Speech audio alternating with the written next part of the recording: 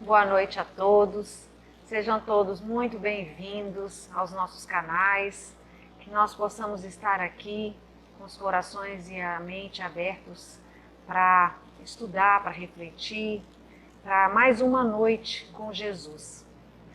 Nós vamos dar continuidade aos estudos propostos pela casa, que são as parábolas de Jesus, e a parábola que nós vamos ver hoje é a dracma perdida. Essa parábola, ela está somente no Evangelho de Lucas, no capítulo 5, no capítulo 15, nos versículos de 8 a 10. Esse capítulo é bem peculiar porque ele é composto somente por 3 parábolas, que a gente chama as parábolas da misericórdia, porque são parábolas que nos levam a questionar a questão do nosso arrependimento. As outras que fazem o trio com essa são as da ovelha perdida e do filho pródigo. Todas elas têm a intenção de mostrar a questão do arrependimento, como é que esse arrependimento se processa nos reinos dos céus e como é que ele deve ser conduzido por nós. Jesus, ele fazia sempre comparações com situações peculiares do dia a dia das pessoas, para que essas pessoas compreendessem melhor a mensagem que ele queria levar até eles. E ele deixava muito claro os atributos de Deus em todas essas mensagens que ele passava através das parábolas. É muito importante quando a gente pensa em interpretação do Evangelho, interpretação da Bíblia, é muito importante que a gente conheça algumas coisas que fazem a diferença para a gente compreender melhor as mensagens que são passadas através dos evangelistas e no próprio Velho Testamento. No caso nosso aqui, por exemplo, eu vou ler a parábola, mas eu queria explicar antes o que que é a dracma? Dracma era uma moeda grega. A dracma era a moeda usada pelos gregos, assim como o talento era a moeda do Império Romano. Então as duas eram moedas usadas naquele período de Jesus, na época de Jesus. A dracma era uma dracma era uma moeda tão forte que ela era o pagamento de um dia de trabalho das pessoas. E com ela também se comprava uma ovelha. Então veja só que é importante que a gente saiba o valor desse dinheiro. Outra coisa que eu acho interessante que a gente aprecie quando a gente lê esta parábola e outras, é saber o papel de cada pessoa no contexto da sociedade judaica. O idoso, a criança, o homem, a mulher, qual era o papel de cada um deles, como eles eram vistos na sociedade judaica. E aqui Jesus usa, nessa parábola, ele usa a figura da mulher. Nós sabemos que a mulher naquela época, ela saía da posse, digamos assim, do pai e ia para a posse do marido.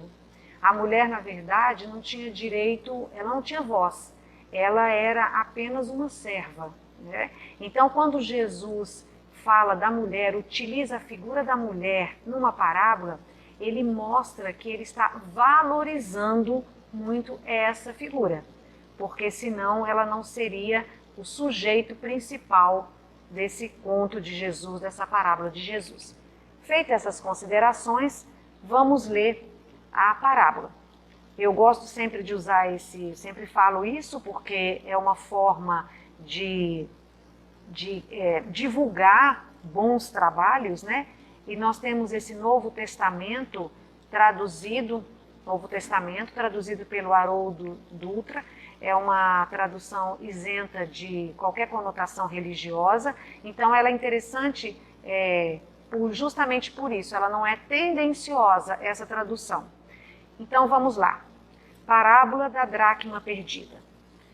Ou qual mulher que tendo 10 dracmas, se perder uma dracma, não acende uma candeia, varre a casa e procura diligentemente até que a encontre? E ao encontrá-la, convoca as amigas e vizinhas, dizendo: alegrai-vos comigo, porque encontrei a dracma perdida. Eu vos digo, desse modo há mais alegria diante dos anjos de Deus por um pecador que se arrepende. A parábola é isso, ela é bem pequena, né? Uma mini parábola que a gente fala. Vamos guardar essa palavra arrepende, a gente já falou sobre ela também na parábola da ovelha perdida, que esse arrependimento, ele é uma mudança de comportamento. É no sentido da pessoa, quando se arrepende, o sentido dessa palavra nesse contexto quando a pessoa se arrepende, ela muda o seu comportamento, ela muda seu pensamento e, consequentemente, ela muda a sua forma de agir. Nós sabemos que Jesus falava para pessoas de má vida, como eram chamados naquela época. Pessoas de má vida eram pessoas que não se adaptavam ou não seguiam os mandamentos da religião judaica, eram tidos como pessoas de má vida. E Jesus andava muito, era seguido muito por essas pessoas, era muito ouvido por essas pessoas de má vida, porque Jesus nunca teve preconceito em relação a quem o seguia e para quem ele falava. E a gente tem um ditado que a gente usa e que é bem pertinente para Jesus, que diz, né, que os sãos não precisam de hospital. Ninguém vai a um hospital se não estiver doente, a não ser que vai fazer uma visita. Mas você só procura uma instituição de saúde quando você está doente. Então, na verdade, quando Jesus escolheu, inclusive os seus apóstolos, ele teve o cuidado de pegar pessoas com os mais diversos desvios de conduta, com defeitos morais, porque ele queria nos mostrar que todas as pessoas são capazes de se arrepender. Então ele escolheu apóstolos, pessoas que eram assim, eram muitas delas tidas como pessoas de má vida, pessoas que que tinham defeitos, o egoísmo, né, a usura, a vaidade, eram pessoas que muito ligadas a esses defeitos que todos nós temos e é os que a gente deve procurar modificar. Ou seja, no decorrer das nossas existências, nós espíritas, entendemos que quando Deus nos cria, Ele nos cria na forma de espíritos. E quando a gente recebe um corpo, a gente recebe a oportunidade de fazer com que esse espírito vá se depurando através do nosso corpo. Por quê? Porque é o corpo que possibilita essa convivência no mundo. Sem o corpo, nós não temos como conviver no dia a dia com as outras pessoas.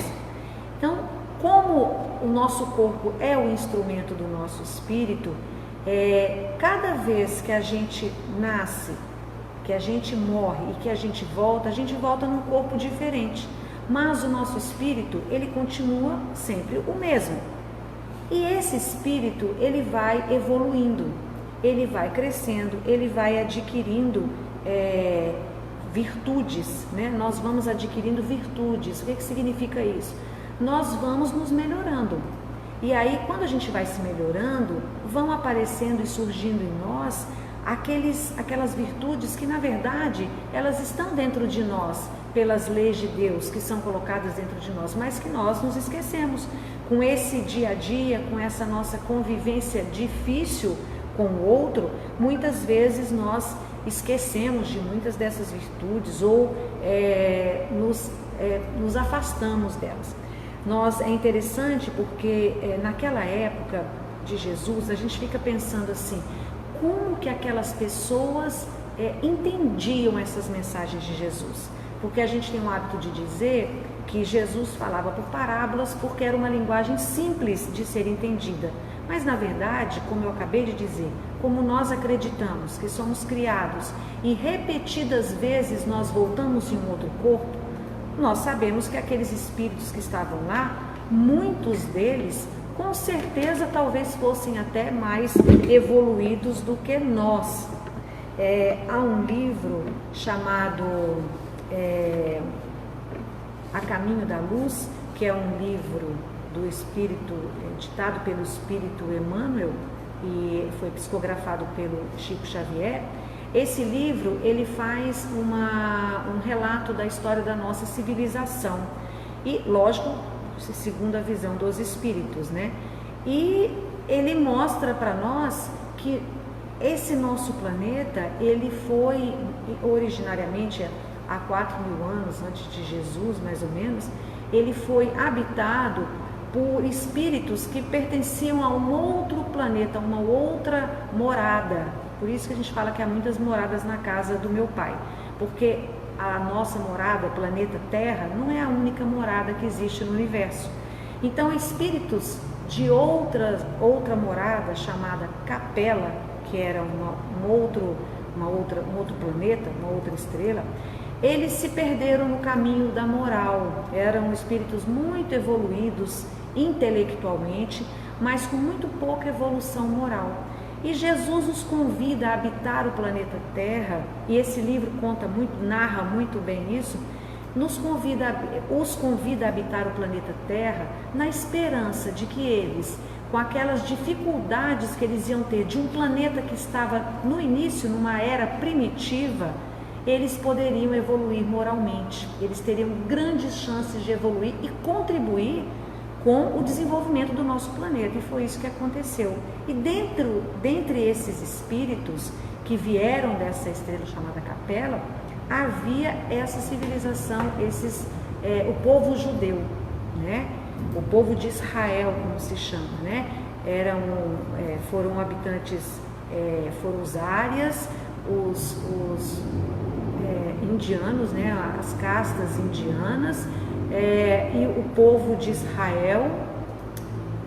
Eu estou tentando lembrar o outro aqui, mas eu vou lembrar daqui um pouquinho, eu lembro bem desse. Então, existiam ali, dentre aquelas pessoas, os egípcios, a civilização egípcia. Então, dentre aqueles aquelas pessoas que estavam ali, aqueles espíritos que estavam ali, veja bem, muitos deles estavam já reencarnando e tinham sua origem lá em Capela, ou seja, muitos deles possivelmente eram até mais desenvolvidos do que nós somos hoje. Então a gente pensar que as mensagens não eram ouvidas é uma ingenuidade nossa, porque essas mensagens eram sim. Se não fosse assim, o cristianismo não teria chegado até nós. Então muitos assimilaram e muitos divulgaram, e entre eles, com certeza, estavam esses espíritos vindos desse outro mundo. Com essas nossas diversas voltas, né? Com essas nossas diversas reencarnações, nós vamos evoluindo. A cada uma nós vamos construindo, subindo um degrauzinho no nosso processo evolutivo, que é o que Deus planejou para todos nós, chegarmos a um estado de espíritos puros, né? De estarmos auxiliando nas suas tarefas, né? Então, a gente quando passa por um momento difícil, e isso é muito comum principalmente hoje em dia, né? Nesse momento que nós estamos vivendo, quando a gente passa por um momento difícil, a gente começa a se questionar e se achar vítima daquela situação. Então nós perguntamos assim, mas por que isso acontece com a gente? Isso vai dando um desânimo, vai dando assim uma falta de fé, vai nos tirando as nossas dracmas, que são essas nossas conquistas. E a gente vai começando a ficar perdido. Se a gente for olhar no Evangelho segundo o Espiritismo, no capítulo 5, que é Bem-aventurados os aflitos, no item 4, que é as causas atuais das aflições, fica muito bem explicado ali por Kardec que se nós sofremos hoje e não encontramos hoje razões para esse nosso sofrimento, às vezes a gente fala assim, nossa, aquela pessoa é tão boa e sofre tanto, aquela pessoa não faz mal para ninguém e sofre tanto, mas a gente vai ler nesse capítulo e nesse item que eu falei para vocês, que se nós não encontrarmos nessa existência nossa uma razão para os nossos sofrimentos, nós podemos ter certeza que as razões estão em existências anteriores. Então não existem vítimas, né? Eu gosto muito de falar isso, não existem vítimas inocentes. Nós nos achamos vítimas, mas na verdade nós somos vítimas de nós mesmos, vítimas das nossas atitudes. E se nós não lembramos, ainda bem, porque os erros do passado não são para ser lembrados, são para serem corrigidos, né? E a gente quando vê essa parábola e vê o valor da dracma, a gente faz um paralelo com o valor de cada uma das nossas virtudes. E nós podemos até dividir essa parábola em duas partes. A parte até aonde ela vai procurar a dracma, né? Ela varre a casa, ela acende a luz, ela procura de todas as formas encontrar a dracma, ou seja, quando nós nos damos conta que nos perdemos nas nossas virtudes. Isso é muito comum e a gente vê muito nas casas espíritas. Eu falo isso das casas espíritas porque é onde nós temos mais convivência. A gente vê as pessoas chegarem até as casas e abraçarem os trabalhos com muita vontade. Elas se envolvem em todos os trabalhos e começam a trabalhar e começam a desenvolver um excelente trabalho e começam a se sentir bem, sendo caridosos e atuando no bem. E de repente essas mesmas pessoas, sem mais nem menos, elas desistem. Elas saem, isso é muito mais comum do que a gente pode imaginar. E não é só nas casas espíritas, em todos os trabalhos sociais. Às vezes assim, alguém leva, eu tenho uma experiência pessoal nisso, eu fui levada a um trabalho por um grande amigo há 20 anos atrás, que é o Lar Espírita da Terceira Idade, André Luiz. Eu fui levada por ele a conhecer essa casa e ele me levou, eu permaneço ainda fazendo parte dessa casa e ele nunca mais voltou. Então, na verdade, ele foi um instrumento apenas para me levar até lá, mas ele poderia ter continuado, né? E aí a gente pergunta, por que essas pessoas abandonam esses trabalhos? E aí, novamente, fazendo um paralelo com a parábola, elas desistem. Nós, no decorrer das nossas existências, nós vamos adquirindo muitas virtudes, né? Como a justiça, o amor, a generosidade, a bondade, a caridade. Tudo isso nós vamos somando essas virtudes ao nosso espírito. E de repente, a gente, por alguma razão, por exemplo, por a gente se sentir injustiçado em alguma situação, a gente abandona o nosso trabalho, ou seja, a gente abandona a justiça porque nós nos achamos injustiçados. A gente abandona a caridade porque a gente acha que aquilo ali não faz sentido, uma vez que nós não estamos sendo beneficiados pela caridade de Deus. Então, veja só, cada um desses nossos talentos são dracmas colocadas a nosso serviço, são conquistas nossas, são conquistas pessoais. Assim como aquela mulher da parábola, ela conquistou essas dracmas, com certeza com o esforço do seu trabalho, nós conquistamos as nossas virtudes com o esforço do nosso trabalho interior, combatendo as nossas más tendências, nos conhecendo, buscando uma viagem interior constante para que a gente possa ver se nós estamos nos desviando do caminho que Deus traçou para todos nós. E aí a gente vai para uma segunda parte da parábola, de acordo com essa divisão que eu fiz aqui, ela procura, ou seja, ela faz uma viagem trazendo para nós, ela faz uma viagem para dentro dela, como a gente faz tantas vezes.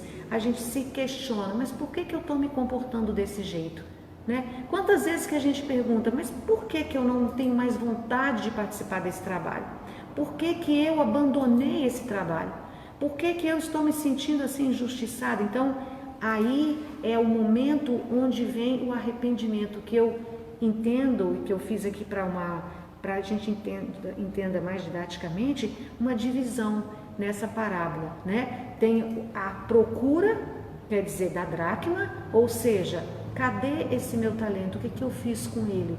O encontro, e é onde Deus e o céu e os espíritos que estão aqui ao nosso lado, né? Porque imagina a quantidade de espíritos que colaboraram para que tudo isso aqui acontecesse, para que nós estivéssemos todos aqui reunidos, né? Porque, na verdade, esse nosso planeta, ele é habitado por muitos espíritos que estão na administração do planeta e na administração das nossas vidas, aqueles que são mais intimamente ligados a nós, administrando, nos auxiliando e nos aconselhando, né, na nossa conduta. Então, as dracmas, na verdade, elas são soluções para os nossos problemas, quer dizer, as nossas virtudes são as soluções para os nossos problemas, assim como a dracma, dinheiro, é solução para um problema físico, um problema de dinheiro, as dracmas, os nossos talentos, são a solução para a nossa vida, para o nosso crescimento. Porque quando a gente vai reencarnar, a gente faz um pacto, a gente faz um trato com a espiritualidade, a gente é acompanhado por aqueles espíritos que nos permitem, que nos auxiliam, nos indicando quais os caminhos que nós deveríamos passar, né, nessa nossa nova existência, para que a gente conseguisse alimentar e conseguir construir mais talentos. Quantas vezes a gente faz um pacto e quando a gente chega aqui, quando a gente se depara com as coisas que nos aborrecem, quando nós nos deparamos com aquilo que não é o que a gente queria, nós nos revoltamos, né? E aí a gente perde todas essas dracmas ou esses talentos que nós conquistamos no decorrer das nossas diversas existências. Quando a gente se sentir injustiçado, é bom sempre lembrar de uma frase que Chico Xavier costumava usar: o que é nosso, a vida se encarrega de colocar nas nossas mãos. Então nós não temos que nos preocupar com isso, nos sentindo injustiçado, nos sentindo mal, porque o que é nosso vai chegar às nossas mãos. Então o que a gente tem que pensar nesse momento, e é o que a a parábola nos leva a refletir é: será que nós estamos precisando recuperar os nossos valores? Será que nós temos alguma dracma perdida no meio do nosso caminho? Será que algum dos nossos valores se perdeu? Ou será que esses valores, algum deles está apenas adormecido dentro de nós, esperando uma oportunidade para se expressar, né? Será que essas virtudes que eu adquiri ao longo das minhas existências e da minha evolução, na verdade, elas estão sendo exercitadas? Porque não adianta a gente ser caridoso só conosco, não adianta a gente ser amoroso só com a gente, não adianta a gente ser bondoso só com a gente, né? Então, será que nós estamos exercitando esses nossos talentos? Então, o que a gente tem que fazer é fazer como fez a mulher da parábola.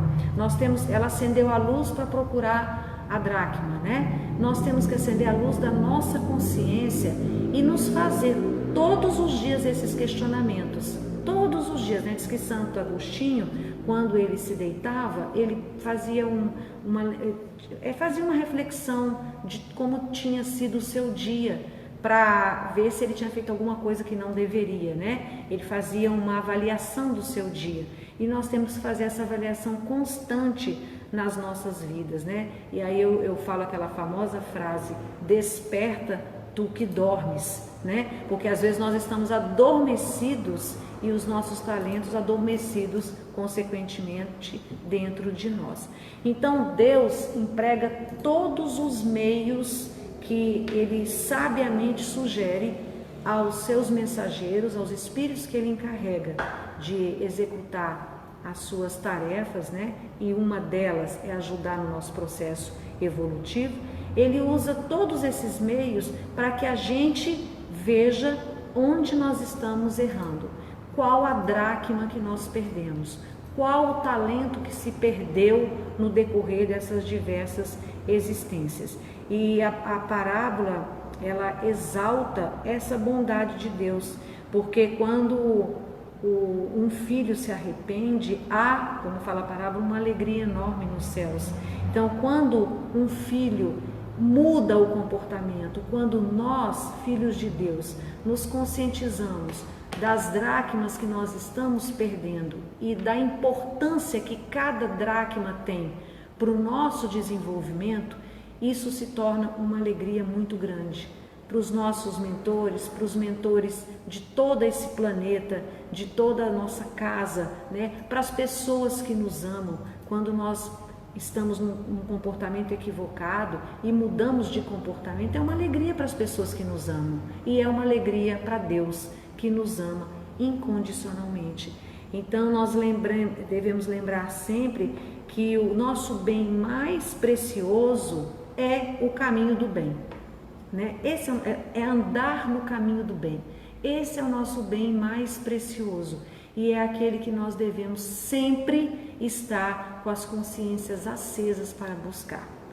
Então, meus amigos, olhem, façam sempre essas reflexões quando lerem uma parábola, porque com certeza todos esses ensinos são muito atuais. Todos esses ensinos nos trazem para a nossa realidade de hoje e nós podemos fazer sempre uma comparação com aquilo que Jesus coloca como exemplo com as nossas dificuldades do momento. Tenhamos todos muita fé e muita certeza de que Deus nos ama, de que Deus quer o nosso bem, mas que nós precisamos fazer a nossa parte. E a nossa parte é encontrar a nossa dracma perdida.